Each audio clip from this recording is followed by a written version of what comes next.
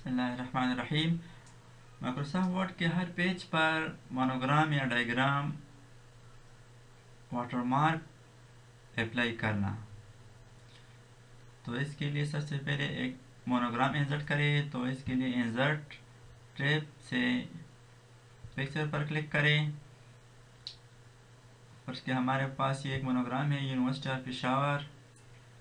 Insert पर click करें। इसको मैं थोड़ा बड़ा करके इस पिक्चर को यहाँ से कट करें और ये हेडर जो एरिया है, इस हेडर एरिया पे डबल क्लिक करें तो हेडर एंड फुटर ओपन हो जाती है।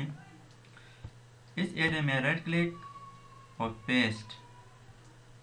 अगर इस मोनोग्राम को हर सफ़ा के बालाई हिस्सा पर हेडर पर चाहते हो तो इस तरह ठीक है। अगर इसको पेज के सेंटर पर अप्लाई करना चाहते हैं तो इस पिक्चर पर राइट क्लिक करें। इसके थोड़ा फॉर्मेट करते हैं और टेक्स्ट रैपिंग यहाँ से बिहाइंड टेक्स्ट अप्लाई करते हैं। बिहाइंड टेक्स्ट इस पर क्लिक करें।